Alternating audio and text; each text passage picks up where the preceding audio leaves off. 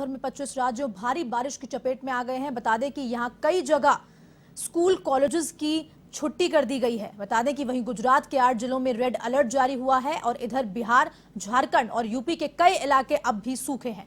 बता दें कि गुजरात और मध्य प्रदेश में 14 लोगों की मौत हो गई, जबकि गुजरात का वलसाड शहर बाढ़ में डूबा है। यहां से हजारों लोगों को सुरक्षित निकाला गया है। आगे भी 3 से 5 दिन तक ऐसा ही मौसम रहने का अनुमान लगाया जा रहा है।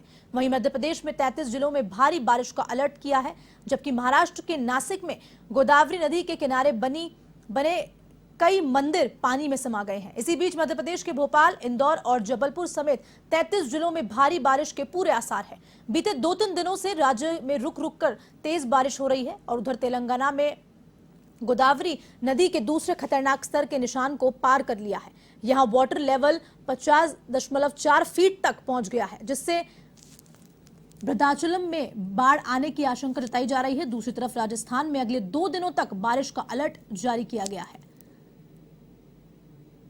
आपको बता दें कि देश भर के अलग अलग राज्यों में झमाझम बारिश हो रही है। 25 राज्यों में मेघ मेहरबान हुआ है। बात करें अगर मध्य प्रदेश के 33 जिलों में भारी बारिश का अलर्ट जारी किया है और गुजरात के 6 जिलों में बाढ़ का अलर्ट। बात करें अगर सुरक्षा व्यवस्था की, तो चाहे वो प्रशासन हो, चाहे एसडीआरएफ, एनडीआरएफ की टीम्स हो, उनको भी तैनात किया गया है।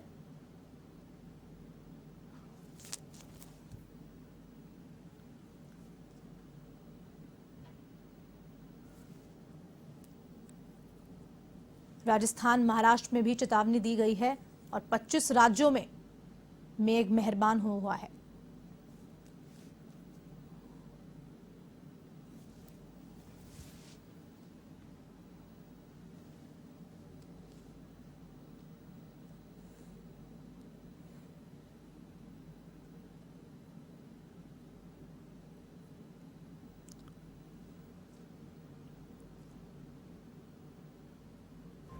हालांकि इस झमाझम बारिश से लोगों को काफी राहत मिली है उमस और गर्मी से, लेकिन वहीं कहीं ना कहीं परेशानियों का भी सामना करना पड़ रहा है लोगों को।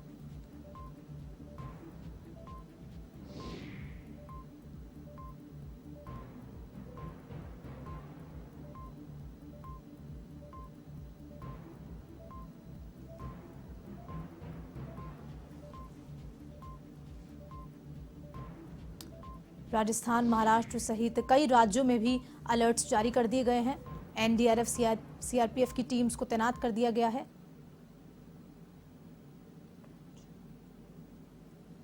इस खबर पर ज्यादा जानकारी के लिए हमारे साथ फोन लाइन पर जुड़ चुके हैं कोटा के ब्यूरो चीफ प्रणय विजय जी। प्रणय, बताएं क्या कुछ जानकारी है आपको मौसम को लेके, किस तरह का हाल है मौसम का कोटा में?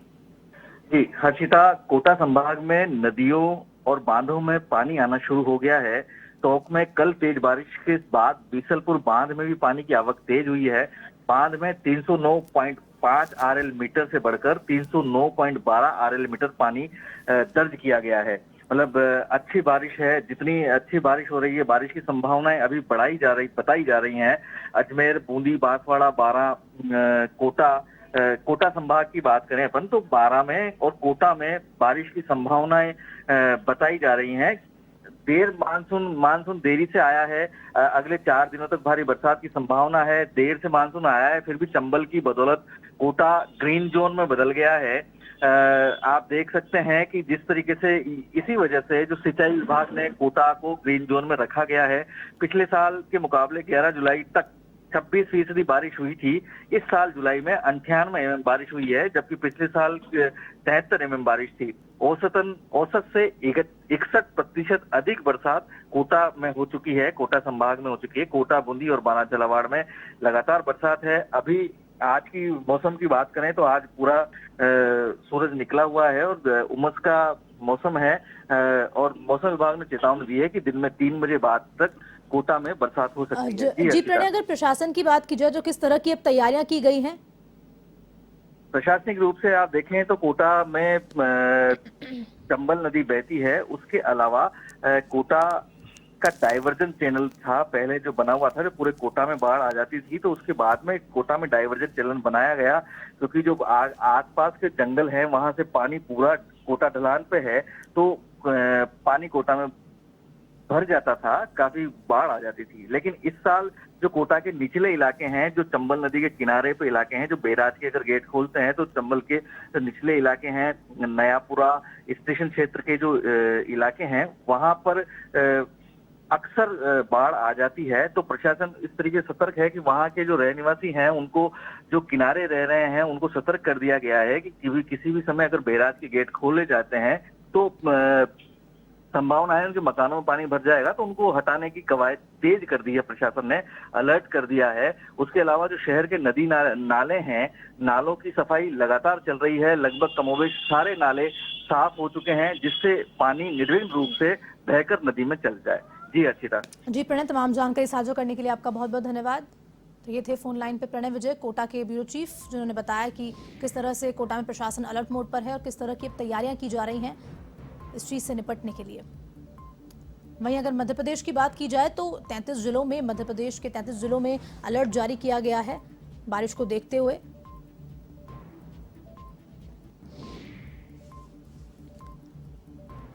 देश भर के 25 राज्यों में मेघ मेहरबान हुआ है।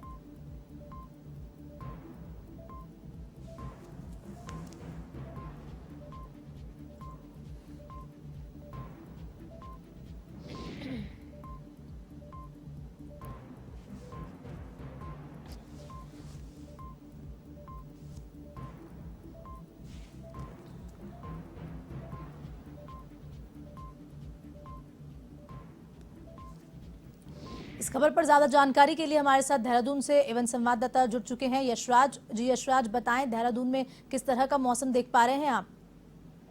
जी बिल्कुल, उत्तराखंड में लगातार बारिश और उत्तराखंड में बारिश बिल्कुल नहीं थम रहा है। उत्तराखंड में बरसात के बाद भूस्खलन से हाईवे और सड़कें भी बंद हो चुकी है। करीब 1721 किलोमीटर लंबाई की 220 से अधिक सड़कें प्रदेश में अभी तक बाधित हो चुकी है। और मैं सबसे बड़ी बात यह बताना चाह रहा हूं कि यह सड़कें सामरिक दृष्टि से बेहद महत्वपूर्ण है और कई जगह हाईवे भी अपना बंद हो चुकी है। उत्तराखंड में 3 दिनों से लगातार बारिश हो रही है और धूप निकलने के कहीं भी आसार नहीं लग रहे हैं। अगर समय रहते हुए इन सड़कों को नहीं खोला गया तो आने वाले दिनों में लोगों को काफी बारिश से परेशानियों का सामना करना पड़ रहा है। और साथ ही साथ उत्तराखंड में हो रहे लगातार भूस्खलन से मौजूदा समय में रुद्रप्रयाग में NH 107 बंद पड़ा हुआ है। चमोली से चोपता जाने वाले मार्ग बंद पड़े हुए हैं और जिसमें खोलने की प्रक्रिया लेकिन तेजी से चल रही है। एक आंकड़े के मुताबिक मौजूदा समय में प्रदेश के 18 राज्य स्तरीय मार्ग बंद पड़े हैं, जबकि 11 जिला मुख्यालयों के मार्ग पूरी तरह से बंद हैं। अन्य जिलों की मार्गों की बात करें तो जो मुख्यालय से गांवों को जोड़ते हैं उनकी संख्या भी 80 है, जो भी अभी बंद पड़े हैं। और प्रधानमंत्री ग्राम सड़क योजना की बंद पड़ी सड़कों की संख्या 112 बताई जा रही है। सबसे अधिक 1721 किलोमीटर की सड़कें फिलहाल राज्य में बंद पड़ी हुई है, जिन्हें खोलने के काम भी तेजी से चल रहे हैं। और यदि बात की जाए चार धाम के यात्रा की, तो सड़कें बंद होने की वजह से चार धाम की यात्रा पर भी इसका असर देखने को मिल रहा है। बद्रीनाथ, केदारनाथ, गंगोत्री, यमुनोत्री जाने वाले यात्रियों को कई बार बीच रास्तों में ही रोका जा रहा है। लामबगड़ में मलबा आने की वजह से लगभग 1030 यात्रियों को पांडुकेश्वर और गोविंदा घाट पर ही रोक लिया गया है। केदारनाथ पैदल जाने वाले यात्रियों को भी कई बार नालों में अधिक पानी आने की वजह से रोका जा रहा है। चारधाम यात्रियों की संख्या में भी बरसात के सीजन के कारण गिरावट भी देखी जा रही है। और बात की जाए फिर गंगोत्री धाम में, तो आज सुबह तक लगभग 165 लोगों ने दर्शन किए हैं, जबकि यमुनोत्री धाम में 800 लोगों ने दर्शन किए हैं। और इस कारण से सब गंगोत्री धाम हो गया, यमुनोत्री या चार धाम की यात्रा पर जो भी जा रहे हैं सबको प्रशासन ने सख्त यह जानकारी दी है कि आप जब भी यात्रा करें तो मौसम विभाग के निर्देशानुसार ही यात्रा करें। जी मौसम के हाल है, किस तरह बारिश हो रही है और जो चार धाम यात्रा है वहाँ पर्यटक घूमने भी आ रहे हैं।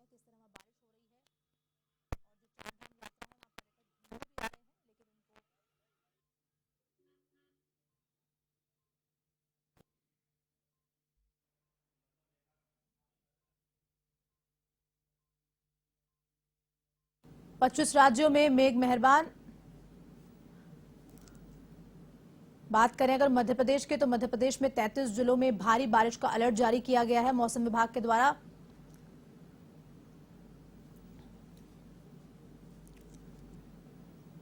हमारे साथ फोन लाइन पर जुड़ चुके हैं निरंजन, वरिष्ठ पत्रकार मुंबई से। जी निरंजन जी, बताइए किस तरह के मुंबई में आप मौसम के हाल देख पा रहे हैं? क्या आप मुझे सुन पा रहे हैं?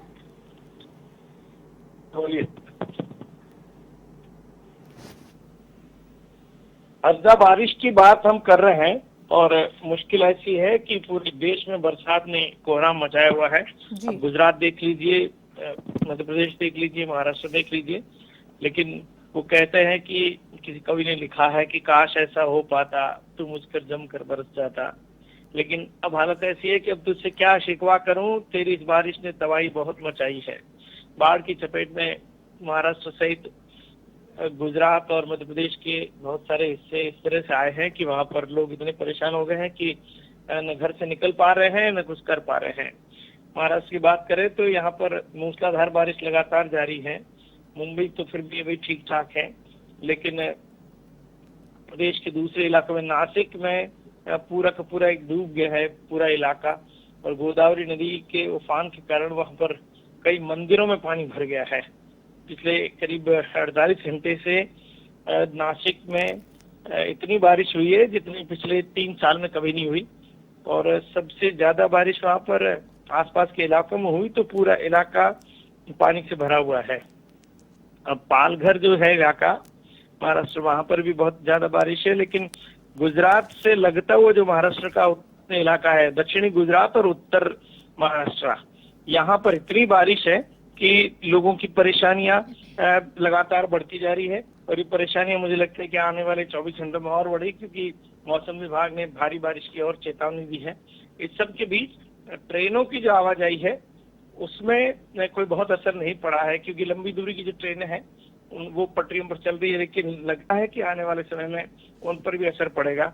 और इतना है कि गुजरात में करीब 60 लोगों की मौत हो गई है बारिश की वजह से, और महाराष्ट्र में पिछले हफ्ते भर में करीब 33 लोग इस बारिश की वजह से मरे हैं, जिसमें भूस्खलन और इमारतें गिरने के हादसे भी उसमें शामिल हैं। लेकिन कुल मिला के अब तक गुजरात और महाराष्ट्र में बारिश से 100 लोगों से ज्यादा लोगों की मौत हो गई है। ये बहुत दुखद बात है। जी निरंजन जी, गुजरात में जिस तरह से बारिश देखी जा रही है, इसको देख के स्कूल्स कॉलेजेस भी बंद कर दिए गए हैं, ट्रेन को रद्द कर दिया गया है। क्या कुछ महाराष्ट्र में भी ऐसा कुछ देख पा रहे हैं आप कि स्कूल्स कॉलेजेस बंद हुए हैं? क्योंकि लगातार बारिश का दौर जारी है, अगले एक हफ्ते तक भी अलर्ट जारी किया। चालू है, खुले हैं।